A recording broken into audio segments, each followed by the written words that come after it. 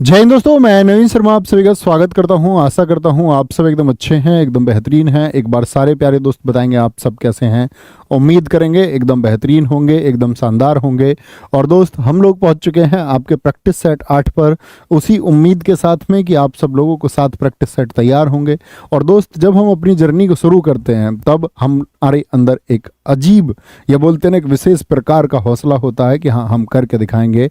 और समय के साथ में क्या होता है कि हम जो खुद से प्रॉमिस करते हैं, एक दिन हम औरों से तो छोड़ो, खुद से किया हुआ प्रॉमिस भी भूल जाते हैं कि हम लोगों को अपनी कामयाबी के लिए, अपनी सफलता के लिए जो दिन रात मेहनत करने का वादा हमने खुद से किया था, एक दिन वो वादा धूमिल होने लगता है। और किसी किसी दिन हम सोच लेते हैं कि हम चीज़ों को अब कल पर टाल देते हैं, यानी आज की मेहनत हम कल करेंगे। और दोस्त, याद रख लेना, जो आने वाले कल की मेहनत को आज करे और जो आज की मेहनत को आने वाले कल पर टाल दे, उसका भविष्य तो अंधकार में हो जाता है। जो कल पर टालता है और जो कल की चीज़ों को आज करने में विश्वास रखता है, उसका भविष्य आप लोग जानते हैं, उज्जवल होने से कोई नहीं रोक सकता। तो मैं अपने साथियों से हमेशा ये उम्मीद करूंगा कि आप अपने जीवन को उज्जवल बनाने के लिए जो चीज़ें कल करनी है उनको भी आज करने का प्रयास करेंगे। और हर एक दिन अथक परिश्रम आप करेंगे कि जल्दी से जल्दी वो आपका जो जीवन है, उसकी जो खुशियाँ हैं, आपके परिवार में जो खुशियाँ आने वाली हैं, उसके लिए आप दिन रात मेहनत करेंगे। तो मित्र, शुरू करेंगे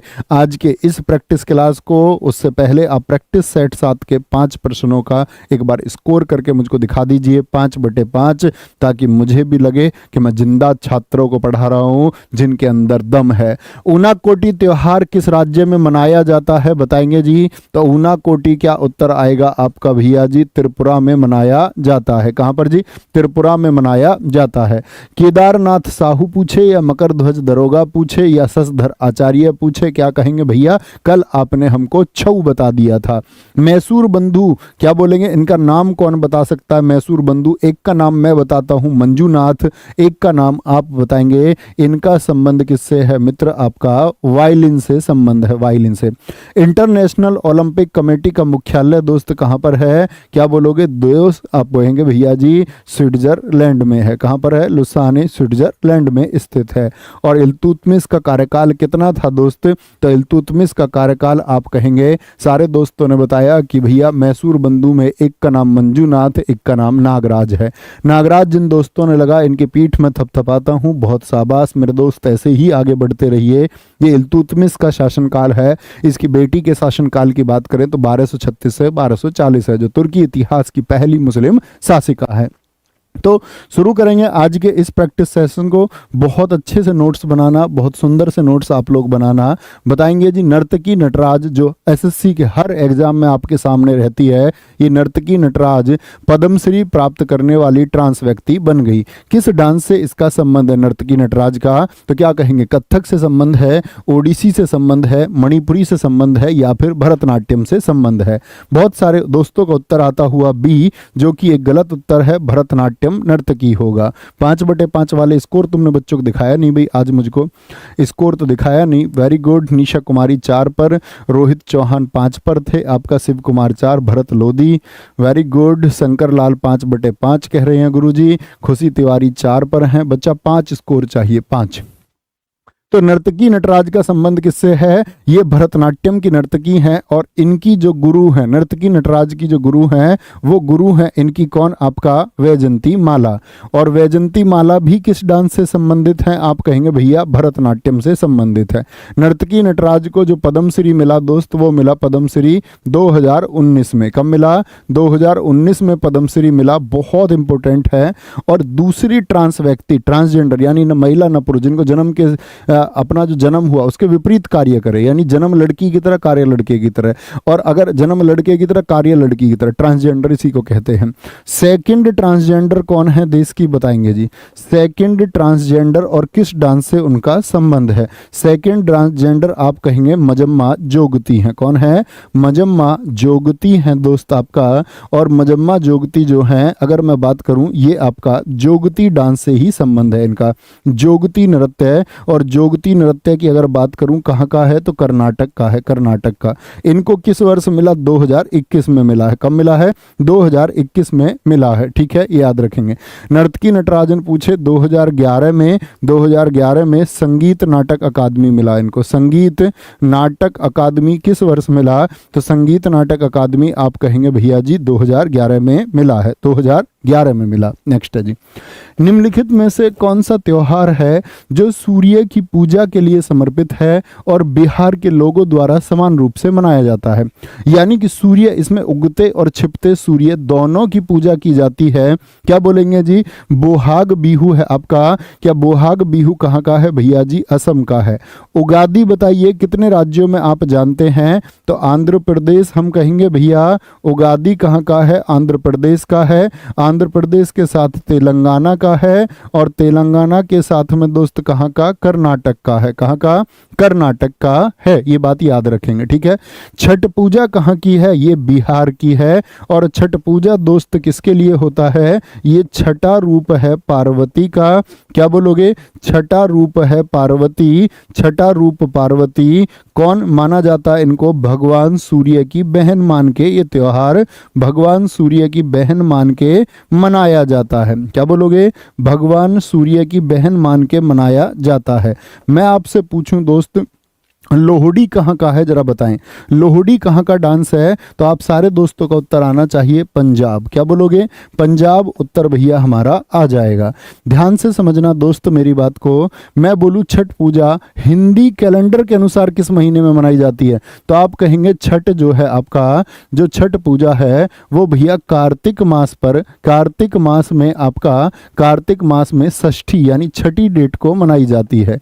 अगर मैं बोलूँ बिहार के अलावा किन राज्यों में इसको मनाया जाता है, तो पूछा जाता है छठ पूजा किस राज्य में नहीं मनाई जाती है। तो आपको 3 नाम पता होने चाहिए। एक तो यूपी में मनाया जाता है, ईस्ट यूपी, झारखंड और बिहार तो सब लोग जानते ही हैं।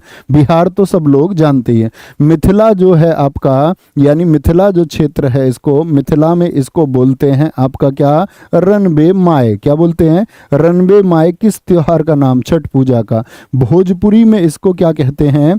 भोजपुरी में इसको कहते हैं सबिता माए। क्या? सबिता माए किसका नाम है भोजपुरी भाषा में, या किस भाषा में? भोजपुरी में। बंगाली में इसको क्या कहते हैं?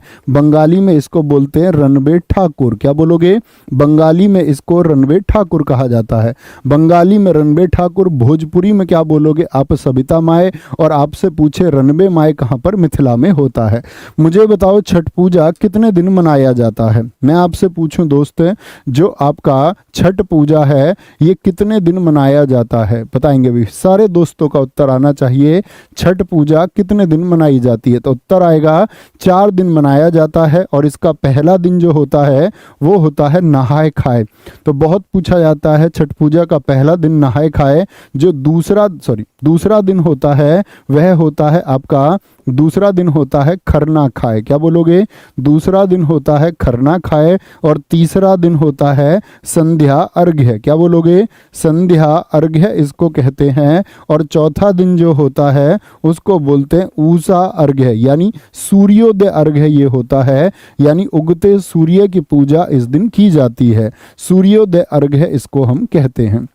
तो पहले दिन क्या होगा? नहाए खाए होगा। दूसरे दिन क्या होगा? खरना खाए होगा। तीसरे दिन दोस्त होगा आपका संध्या अर्घ्य। और चौथे दिन सूर्योदय अर्घ्य जिसको ऊषा अर्घ्य हम कहते हैं। और ये आप लोगों को कभी गलत नहीं करना है। आगे आएंगे। नेक्स्ट है, किसके संस्मरण का शीर्षक my life in full, work, family and our future? Bharat की बहुत बड़ी, बच्चे अगर मैं बात करूं, बहुत बड़े पद पर फोर्ब्स लिस्ट में भी ये शामिल रही हैं। भारत की एक बिजनेसमैन भी ये हैं। तो क्या बोलेंगे? शोभना भरतिया, रेणुका नामनाथ या इंदिरा नुई? पेप्सिको की चेयरमैन कौन बोलोगे? इंदिरा नुई। किससे संबंध है इनका? किस कंपनी से संबंध है? पेप्सिको से। क्या बोलोगे? पेप्सिको से। माई लाइफ इन फुल बहुत इंपॉर्टेंट किताब है, आपके आने वाले एग्जाम्स में पूछी जाएगी। मैं पूछूं, द महिलाओं की कुछ पुस्तक हैं, द इनहेरिटेंस ऑफ लॉस किसकी पुस्तक है? तो क्या आंसर आएगा? पहला क्वेश्चन मेरा ये है। दूसरा है रिच लाइक अस किसकी पुस्तक है? रिच लाइक अस किसकी पुस्तक है? तीसरा प्रश्न है बर्न्ट शुगर किसकी पुस्तक है? क्या बोलोगे? बर्न्ट शुगर किसकी पुस्तक है? बर्न्ट शुगर एसएससी की फेवरेट बुक है। और चौथी, life is what you make it, life is what you make it. और याद रख लेना, एसएससी आपका पुरुष लेखकों से ज्यादा महिला लेखकों की किताबों को पूछता है। तो इनहेरिटेंस ऑफ लॉस किसकी है? क्या बोलेंगे जी? आंसर आएगा भैया किरण देसाई की है। किसकी है? किरण देसाई की पुस्तक है, किरण देसाई की। रिच लाइक अस किसकी है? नयनतारा सहगल की है। क्या बोलोगे? नयनतारा सहगल की पुस्तक है दोस्त। बर्न्ट शुगर किसकी है? अवनी दोषी की पुस्तक है। किसकी? अवनी दोषी की पुस्तक है। Life is what you make it Preeti Shenoy की है। क्या बोलोगे? प्रीति सिनॉय की बुक है। क्या बोलोगे? प्रीति सिनॉय की बुक है। एक किताब पूछी जाती है द जोया फैक्टर। क्या बोलोगे? द जोया फैक्टर किसकी किताब है? तो आप क्या बोलोगे? अनुजा चौहान की बुक है। किसकी? अनुजा चौहान की बुक है। ये भारत की हाल ही की चर्चित किताबें हैं जो पिछले 2-3 साल से भारत में बहुत चर्चित हैं। याद रखेंगे, इनको भूलना नहीं है। वाल्मीकि बाघ आरक्षित क्षेत्र कहां पर स्थित है? यानी कि वाल्मीकि जो टाइगर रिजर्व है, बाघ आरक्षित मतलब टाइगर रिजर्व है, बोलेंगे जो भैया। वाल्मीकि बालम कब बनता आदमी? ये सोचो, बालम कब बनता है आदमी? बालम बनता है जब आदमी का ब्याह हो जाता है, ब्याह। तो क्या बोलोगे? चंपारण बिहार में स्थित है। क्या बोलोगे भैया जी? ये चंपारण बिहार में स्थित है। आप भी बन जाओगे बालम जब आपका हो जाएगा ब्याह, ठीक है? क्या बोलेंगे जी? कोई दिक्कत, कोई परेशानी? मुझे बताओ, सरिस्का जो टाइगर रिजर्व है ये कहां पर है? कुछ इंपोर्टेंट टाइगर रिजर्व बताने जा रहा हूं। सरिस्का टाइगर रिजर्व कहां पर है? इंद्रावती टाइगर रिजर्व आप मुझे बताएंगे। इंद्रावती टाइगर रिजर्व कहां पर है? सतकोसिया टाइगर रिजर्व आप मुझे बताएं। सतकोसिया कहां पर है दोस्त? मैं आपसे बोलूं मुदुमलाई टाइगर रिजर्व बताइए, मुदुमलाई टाइगर रिजर्व बताइए। मैं आपसे बोलूं काम्वल टाइगर रिजर्व आप मुझे बताइए, काम्वल। मैं आपसे बोलूं बोर टाइगर रिजर्व मुझे बताइए। क्या बोलोगे? Bore tiger reserve. मैं बोलूं रामगढ़ विषधारी टाइगर रिजर्व कहां पर है? रामगढ़ विषधारी टाइगर रिजर्व ये कहां पर स्थित है? गुरु घासीदास कहां पर है? गुरु घासीदास टाइगर रिजर्व कहां पर है? और आप मुझे बताएं सत्यमंगलम टाइगर रिजर्व कहां पर है? सत्यमंगलम टाइगर रिजर्व ये कहां पर है? सारे दोस्तों का गजब सा उत्तर आना चाहिए। तो सरिस्का कहां पर है दोस्त? क्या बोलोगे? रिस्क किस बात में रहता है? रिस्क रहता है राजा के स्थान में। क्या बोलोगे? राजस्थान। इंद्रावती क्या बोलोगे? इंदर की भैया छत याद है हमको, इंदर की छत। और क्या बोलोगे? घासीदास भी कहां पर है? ये भी छत्तीसगढ़ में है। कहां पर? छत पर क्या घास हो रही है? क्या बोलोगे? छत पर क्या हो रही है? घास हो रही है। उसको इंदर की छत पे डाल दो, अपनी छत से हटा के। सतकोसिया आपका उड़ीसा, वो उड़ के कहां पहुंच गई? 7 कोस पहुंच गई। मुदुमलाई, मलाई लेके आना जब तुम मिलने आना, तुम मिलनाडु, ठीक है? कंवल क्या बोलोगे? तेलंगाना। क्या बोलोगे? कंवल कहाँ का है? तेलंगाना का। बोर बताएंगे, बोर। बोर कब होता है आदमी? जब उसकी हार हो जाती है। महाराष्ट्र, हार से याद रखेंगे महाराष्ट्र। रामगढ़ विषधारी मैं आपसे पूछूं तो क्या बोलोगे? गढ़ कहाँ पर रहते हैं? गढ़ राजा के स्थान पर रहते हैं, गढ़ राजा के स्थान पर। सत्यमंगलम, तुम मिलना तो बस सत्य बोलना। क्या बोलोगे? तुम मिलना, तुम्हारा और मेरा मिलना सत्य पर आधारित होना चाहिए। क्या बोलेंगे? बोलेंगे जी फटाफट से बोलेंगे भाई, कोई दिक्कत, कोई परेशानी? नेक्स्ट है, बांग्लादेश का राष्ट्रीय फल कौन सा है? अनार है, आम है, सेब है या फिर कटहल है? बोलेंगे जी। बांग्लादेश का आपका राष्ट्रीय फल पूछा है, अनार होगा, आम होगा, सेब होगा या कटहल होगा? कटहल को आप देखते ही सब्जी कह दोगे और यही गेम है एसएससी का कि कटहल कहाँ का फल है। क्या बोलोगे जी? कटहल। बहुत सारे बच्चों को पहले से पता था, डी उत्तर दिया, बहुत गजब।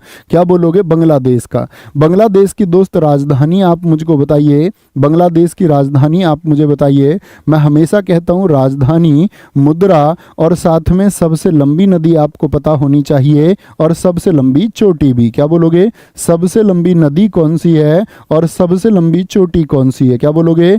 सबसे लंबी सॉरी, सबसे लंबी चोटी कौन सी है? तो क्या बोलेंगे जी? आप कहेंगे राजधानी इसकी है जी, क्या बोलोगे? ढाका। मुद्रा क्या है इसकी? टका। मुद्रा क्या है इसकी? टका। सबसे लंबी नदी कौन सी है इसकी? मेघना। बताना मैं क्या सही बोल रहा हूं कि सबसे लंबी नदी कौन सी है इसकी? मेघना। क्या बोलोगे? सबसे लंबी नदी कौन सी? कोई दोस्त मेघना नहीं लिख रहा है। सबसे लंबी चोटी इसकी कौन सी है? केकरा डोंग है। बताओ जी, मैंने क्या ये जानकारी आपको सही दी है? बोलेंगे जी मेघना मेघना मेघना। बोलेंगे पद्मा इसकी सबसे बड़ी नदी है दोस्त, पद्मा इसकी सबसे बड़ी नदी है, याद रखेंगे। अगर पूछे बड़ी नदी तो हम लोगों को पद्मा आंसर करना है, सबसे लंबी नदी पूछे मेघना। एसएससी सीजीएल प्रीलिम्स में एक क्वेश्चन पूछा गया, भारत के पड़ोसी देश बांग्लादेश में कुल नदियों की संख्या कितनी है? बड़े कमाल का प्रश्न है, छोड़ देना चाहिए ऐसे प्रश्न को देखते ही। बांग्लादेश में कुल नदियां कितनी है? बताएंगे बांग्लादेश में कुल नदियां कितनी है? तो कितनी है इनकी संख्या? एग्जैक्ट नहीं है, 700 से 800 के बीच है। ऑप्शन आया था 700 और 700 ही हमको चुनना था। क्या बोलेंगे? 700 ही दोस्त हमको चुनना था। नेक्स्ट है जी, पद्म विभूषण से सम्मानित उमियालपुरम के शिवरामन हिंदुस्तान का बहुत बड़ा नाम है, आप जानते हो या न जानते हो? उमियाल के शिवरामन आपका, इनको बोले कि पद्म श्री जो इनको मिला 1988 में मिला, पद्म भूषण जो मिला इनको सन 2003 में मिला, और पद्म विभूषण जिनको मिला आपका 2010 में। तो ये याद नहीं करने, ये सिर्फ इतना बताने के लिए है कि जिस व्यक्ति को 3 सर्वोच्च सम्मान भारत के मिल चुके हों तो आप समझ सकते हैं वो बहुत इंपॉर्टेंट क्वेश्चन बन जाता है। उमियालपुरम के शिवरामन, इनका संबंध किससे है? तो क्या बोलेंगे? मृदंगम से है। आप जानते हैं मृदंगम से कोई एक नाम, तो क्या बोलोगे? टी के मूर्ति जी का नाम यदि कभी पूछेगा तो हम कहेंगे टी के मूर्ति। आपसे कभी पूछे टीवी गोपाल कृष्णन, क्या बोलोगे? टीवी गोपाल कृष्णन आपका, इनका संबंध किससे है? तो भैया मृदंगम से है। और साथ में डी राम मोहन राव का संबंध किससे है? डी राम मोहन राव का संबंध किससे है? तो हम कहेंगे मृदंगम से उनका संबंध है। वायलिन से मैंने आपको कुछ नाम बताए हैं, जरा बताएं। तो वायलिन से आप कुछ नाम लेंगे, मैं आपको एक नाम बता रहा हूं, ज्योत्सना श्रीकांत का। किसका? ज्योत्सना श्रीकांत का संबंध किससे है? वायलिन से है। तबला से अगर पूछे तन्मय बोस कहेंगे, क्या बोलोगे? तन्मय बोस हम कह देंगे भैया। और वीणा से आपसे पूछे तो असद अली खान, बहुत इंपॉर्टेंट नाम है। असद अली खान का संबंध किससे है? अभी दिल्ली पुलिस में पूछा गया कि असद अली खान कौन सा वाद्य यंत्र बजाते हैं, कौन सा वाद्य यंत्र बजाते हैं। ठीक है, कोई दिक्कत कोई परेशानी, आगे बढ़ेंगे जी, कोई दिक्कत नहीं होनी चाहिए।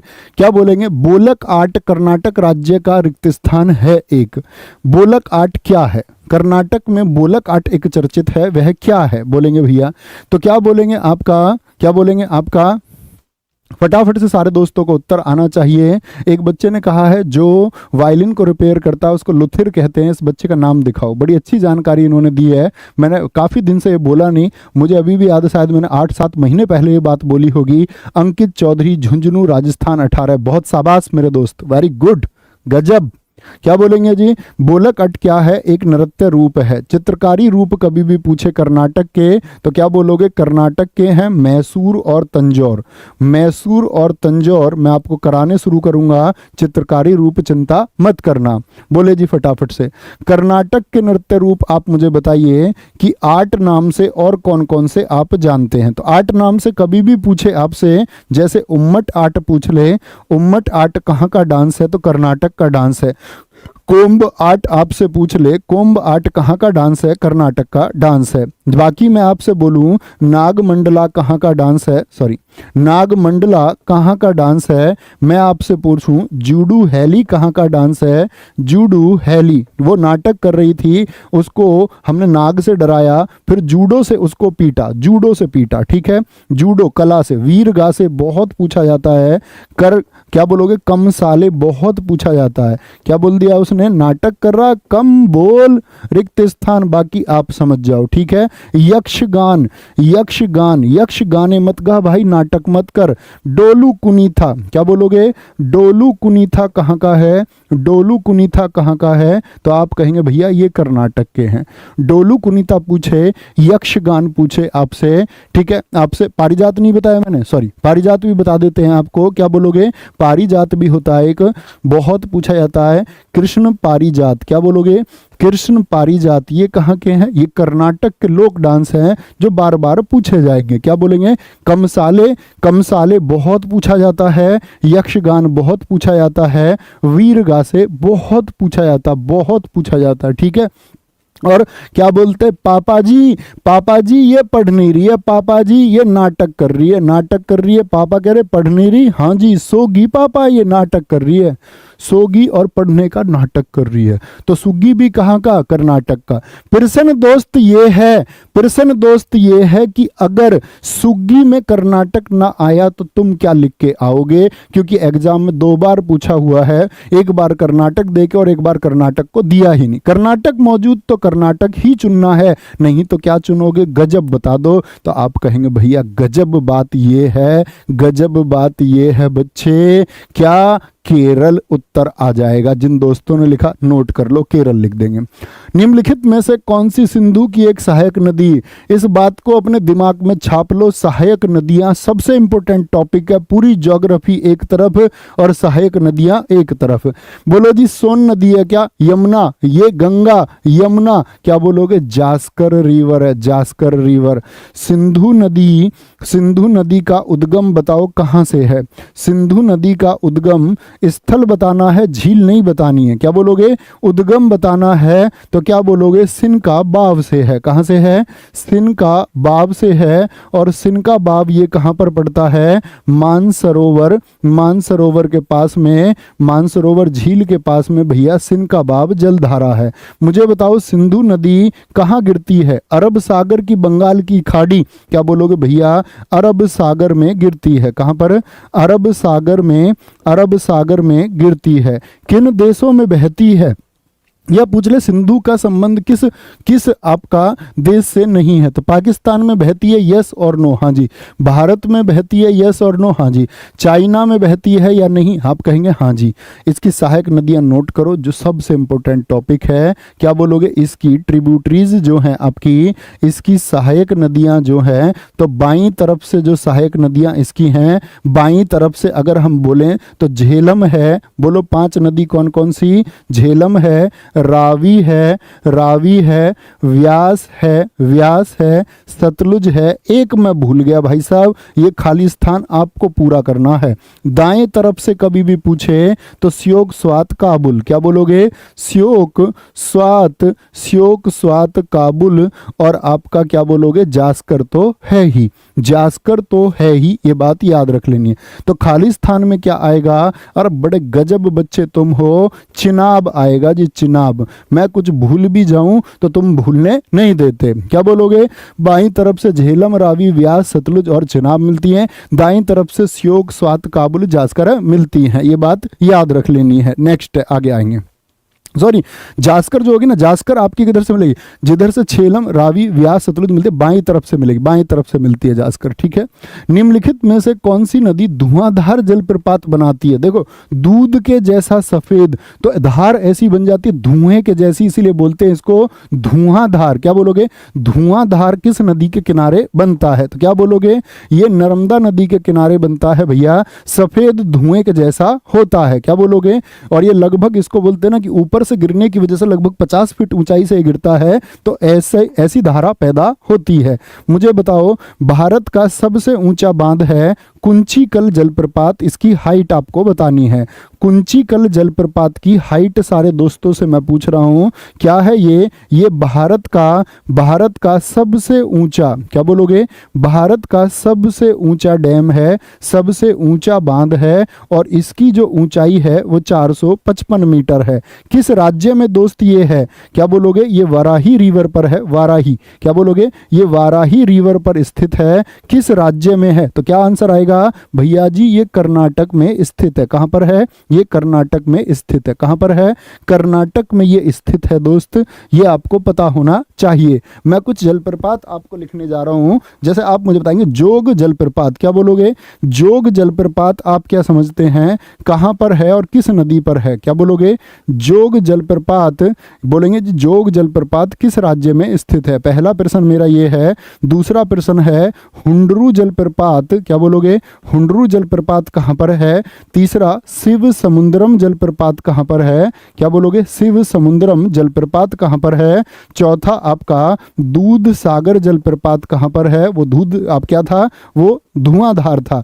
पांचवा आपका दसम, क्या बोलोगे? दसम कहाँ पर है? यानी रिवर बता दीजिए मुझको और मैं मान जाऊंगा कि आप सबको पता है। चूलिया, आप लोग रिवर बता दीजिए। जोग जलप्रपात किस नदी पर है? शरावती नदी पर है, कर्नाटक में है, शरावती नदी पर स्थित है। हुंडरू जलप्रपात आपसे पूछे, स्वर्ण रेखा नदी पर है। नदी याद रख लेनी है, राज्य अब नहीं पूछता है। ये स्वर्ण रेखा पर झारखंड में स्थित है। क्या बोलोगे?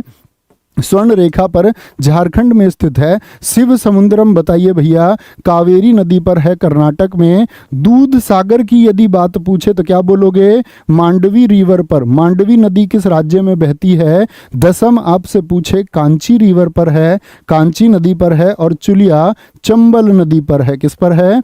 चंबल रिवर पर स्थित है। किस पर है? चंबल रिवर पर स्थित है। गलत उत्तर नहीं होना चाहिए। बहुत बढ़िया, राज फिल्म एकदम ठीक था। रंजिता कुमारी बच्चू एकदम ठीक आपका उत्तर है। बहुत शानदार, बहुत गजब। संविधान का कौन सा अनुच्छेद कार्यपालिका से न्यायपालिका के पृथक्करण से संबंधित है? जो कार्यपालिका और न्यायपालिका का पृथक्करण बताता है, जरा बताए कौन सा है भैया इनमें से? 41, ये तो मैंने आपको बता दिया। 41 जो होता है दोस्त, ये आपका कुछ दिशाओं में जो शिक्षा आदि की व्यवस्था की काम राज्य करेगा उसको बताया गया है। 40 में क्या बताया गया है? आप सारे दोस्त जानते, 40 में बताया गया जी ग्राम पंचायत को। किसको? ग्राम पंचायत को बताया गया है। और पृथक्करण जो बताता है वह 51 बताता। आर्टिकल 50 में क्या है? ये सारे, सॉरी 51 में तो अंतर्राष्ट्रीय शांति की बात की गई है। 50 ठीक होगा, कार्यपालिका का न्यायपालिका से पृथक्करण। 51 में क्या है? इंटरनेशनल पीस की बात की गई है, अंतर्राष्ट्रीय शांति की बात की गई है। रियली सॉरी, अंतर्राष्ट्रीय शांति की बात की गई है। ऐसे ही आप मुझे बताइए आर्टिकल 48 में क्या है? दोनों में क्या अंतर है? आर्टिकल 48 ए में क्या बताया गया है? आप मुझे बताइए आर्टिकल 49 में क्या बताया गया है? आर्टिकल 48 है दोस्त कृषि और पशुपालन से। किससे? कृषि और पशुपालन से संबंधित है। आर्टिकल 48 ए पर्यावरण रक्षा से संबंधित है। किससे?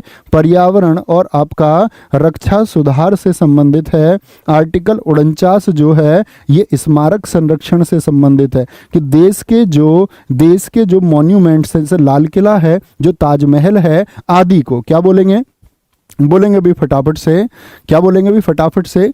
कोई दिक्कत नहीं होनी चाहिए। आर्टिकल 49, आर्टिकल 48 और आर्टिकल 48। 48 ए और 48 में आपको अंतर पता होना चाहिए। ओके, आगे आएंगे जी।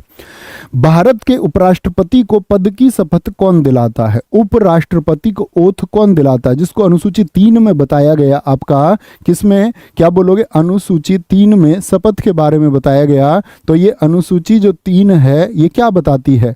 उपराष्ट्रपति को पद की शपथ। और साथ में आप बताना उपराष्ट्रपति किस अनुच्छेद में है। गजब सा उत्तर आना चाहिए। तो भारत के क्या बोलोगे? प्रधानमंत्री दिलाते हैं शपथ? नहीं जी। लोकसभा अध्यक्ष? नहीं जी। भारत के मुख्य न्यायाधीश? नहीं जी। भारत के राष्ट्रपति शपथ दिलाते हैं। भारत के ऑप्शन ए, प्रधानमंत्री को शपथ कौन दिलाएगा? प्रधानमंत्री को शपथ कौन दिलाएगा? बोलो, प्रधानमंत्री को शपथ कौन दिलाएगा? तो हमारे प्रेसिडेंट साहब यानी कि राष्ट्रपति साहब दिलाते हैं। लोकसभा अध्यक्ष को, ये आपका क्वेश्चन है भैया, इसका उत्तर मुझको नहीं पता। भारत के मुख्य न्यायाधीश को कौन दिलाते हैं? राष्ट्रपति। ऑप्शन बी का उत्तर आप सब बताएंगे। जैसे मैं आपसे पूछ लूं कि राष्ट्रपति को शपथ कौन दिलाएंगे? राष्ट्रपति को चीफ जस्टिस ऑफ इंडिया शपथ दिलाएंगे। मैं पूछूं कैग को शपथ कौन दिलाएंगे? कैग को राष्ट्रपति शपथ दिलाएंगे। आपसे पूछे मुख्य चुनाव आयुक्त, चीफ इलेक्शन कमिश्नर सीईसी को, मुख्य चुनाव आयुक्त को शपथ कौन दिलाएंगे? तो आप कहेंगे राष्ट्रपति। और यही पूछी जाती हैं, यही बार बार पूछे जाते हैं।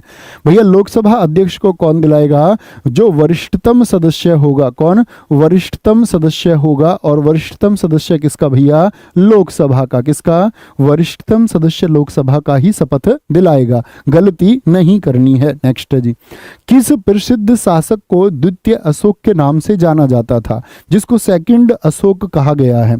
सेकंड अशोक क्यों कहा गया? उसका कारण है कि इसने भी बौद्ध धर्म के प्रचार को, क्या बोलोगे? द्वितीय अशोक। क्या कारण है?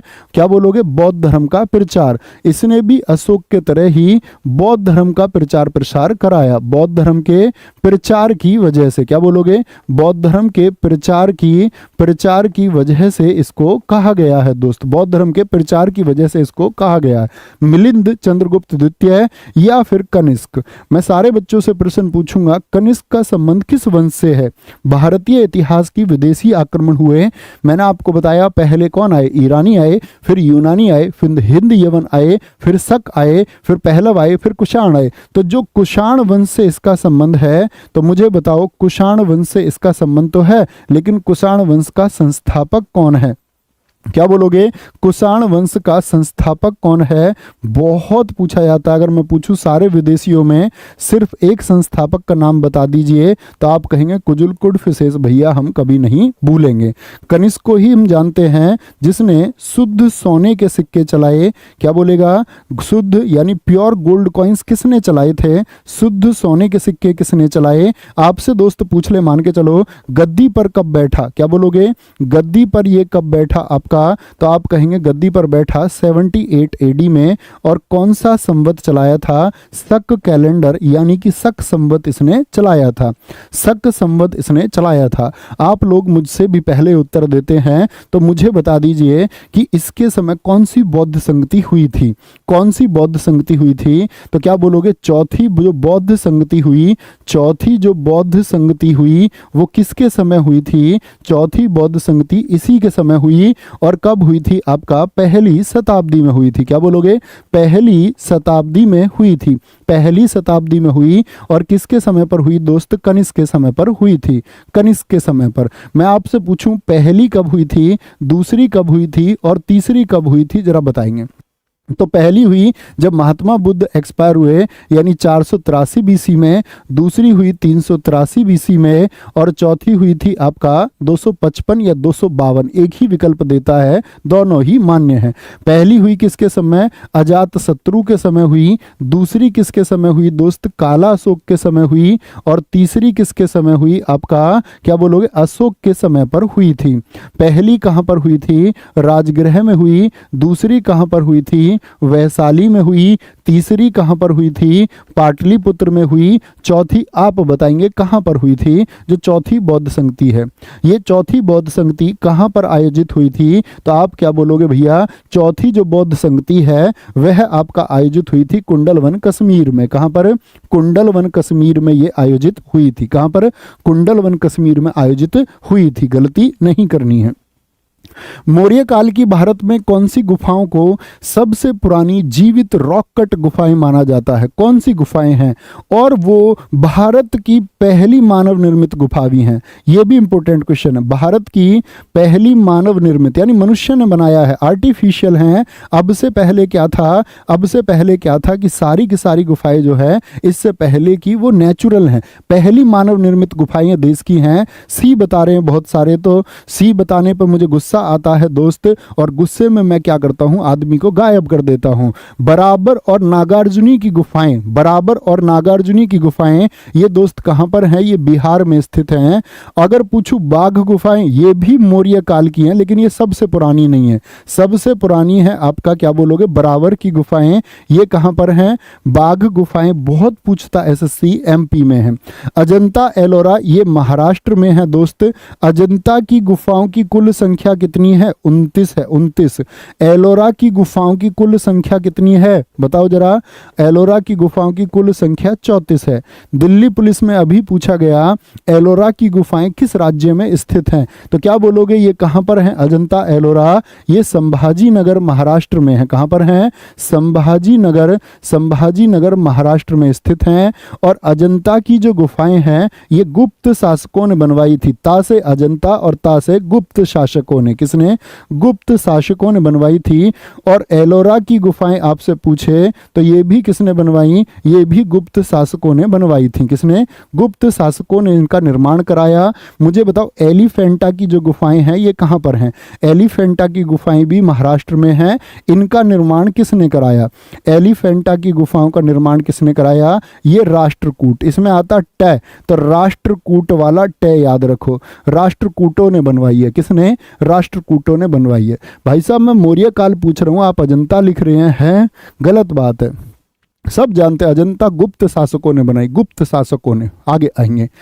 स्वदेशी आंदोलन का लोगों पर सबसे अधिक प्रभाव किस क्षेत्र में पड़ा? आप लोग जानते हैं स्वदेशी आंदोलन जो देश में चला वो किस एक घटना का परिणाम बन के आया, किस घटना की वजह से स्वदेशी आंदोलन चला, जरा बताएंगे। तो क्या कहेंगे आप कहेंगे भैया बंगाल विभाजन हमारे देश में हुआ, बंगाल विभाजन के विरोध में। क्या बोलोगे? बंगाल का जो पार्टीशन हुआ उसके विरोध में। बंगाल विभाजन की डेट दोस्त बता दो, मैंने अभी एक दिन पहले आपको क्लास में बताई है। क्या बोलेंगे? बंगाल विभाजन क्या बोलोगे भैया जी? 19 जुलाई डेट बता दो फटाफट से।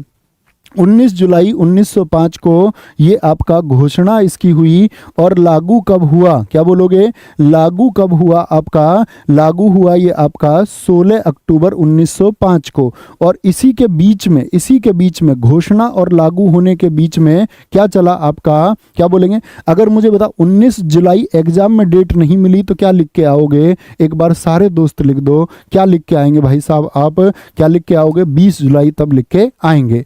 तो क्या चला? स्वदेशी आंदोलन चला, जिसमें हमने कहा कि हम अपनी चीजों का इस्तेमाल करेंगे। 7 अगस्त 1905 को क्या बोलोगे? जो कलकत्ता का टाउन हॉल है, क्या बोलोगे? कलकत्ता का जो टाउन हॉल है, यहां से दोस्त आपका क्या शुरू होता है? यहां से शुरू हुआ आपका क्या बोलेंगे? स्वदेशी आंदोलन। याद रख लेना आंध्र प्रदेश में स्वदेशी आंदोलन का क्या नाम था? आंध्र प्रदेश में इसका नाम, आंध्र प्रदेश में जो इसका नाम था वह था आपका वंदे मातरम आंदोलन। क्या बोलोगे? वंदे मातरम आंदोलन। क्या बोलेंगे? वंदे मातरम आंदोलन इसका नाम था। गलती नहीं करनी है। तो पूछता वंदे मातरम आंदोलन जो स्वदेशी आंदोलन का एक भाग है वो किस राज्य में चला था? तो क्या उत्तर आएगा आपका दोस्त? आंध्र प्रदेश आपका उत्तर आ जाएगा। भारत की जनगणना 2011 के अनुसार भारत के किस जिले की साक्षरता दर सबसे कम है? देखो राज्य तो आप जान चुके, राज्य में बता चुका, सबसे कम बिहार, सबसे ज्यादा केरल, सबसे कम बिहार, सबसे ज्यादा केरल। लेकिन अब जिले का डेटा पूछता है तो जिले में क्या कहेंगे बताएंगे जी। तो सिवान जिले का है क्या, या बेमेतरा जिले का है अलीराजपुर एमपी? क्या बोलोगे? अलीराजपुर एमपी का सबसे कम है और कितना है? 36.10% है। सेकंड प्लेस पर कौन है? सेकंड कम कौन सा जिला है? तो आप बोलोगे बीजापुर है भैया, बीजापुर है छत्तीसगढ़ का। किसका? छत्तीसगढ़ का बीजापुर है जो 40.86% पर है। मैं पूछूं सर्वाधिक साक्षरता किस जिले की है, तब क्या आंसर आएगा भैया? मैं आपसे पूछ लूं भैया मुझको बता दो सर्वाधिक साक्षरता किस जिले की है? सर्वाधिक साक्षरता वाला जिला मुझे आपको बताना है या आपको मुझे बताना है। तो क्या बोलोगे? शेरछिप है जो मिजोरम का है। कहाँ का? शेरछिप जो मिजोरम का है और ये 98.76% पर है। दूसरा आपसे पूछे तो आइजोल जो कहाँ पर है बताएं? आइजोल किसकी राजधानी है? फटाफट से उत्तर देना। 98.50% पर है। आपसे कभी पूछे आइजोल किसकी राजधानी है, अरे कम से कम भारत के राज्यों की राजधानी तुम जानते होगे ना मेरे भाई।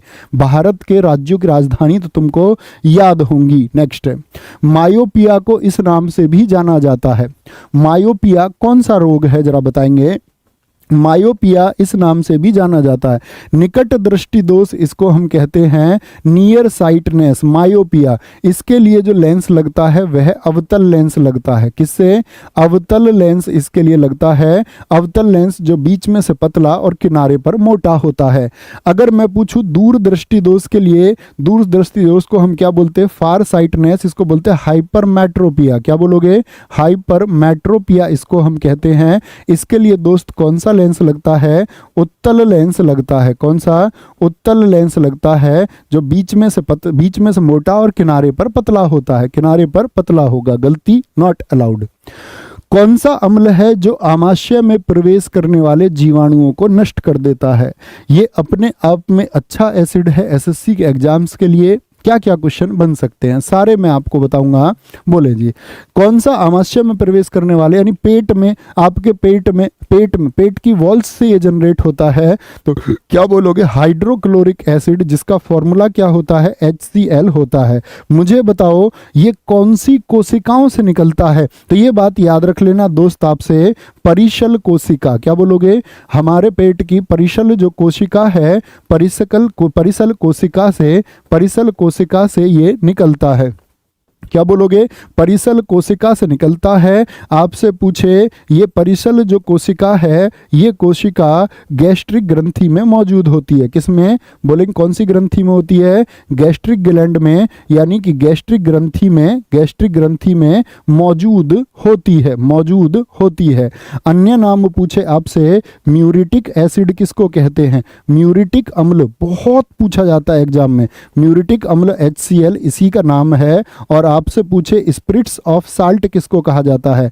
स्पिरिट्स ऑफ साल्ट किसको कहा जाता है? तो क्या बोलेंगे भैया? HCl को ही कहा जाता है। और क्या काम करेगा आपका? क्या बोलेंगे? काम क्या करता है ये आपका HCl? तो आप कहेंगे भैया ये आहार का पाचन करता है, यानी भोजन का पाचन करने वाला एसिड कौन सा है? तो यही है भोजन का पाचन करने वाला। अगर मैं आपसे पूछूं, दूसरी चीज पूछी जाएगी, कौन सा एसिड जो पेट में और ज्वालामुखी गैसों में भी पाया जाता है? ज्वालामुखी गैसों में भी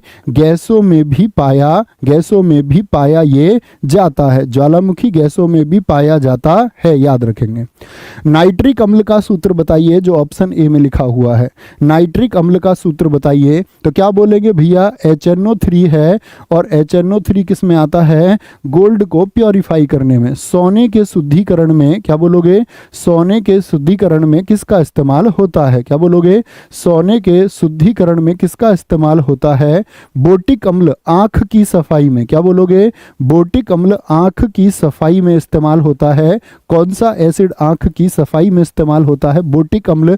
यूरिक अम्ल दोस्त आपका विस्फोटक निर्माण में इस्तेमाल होता है। किसमें?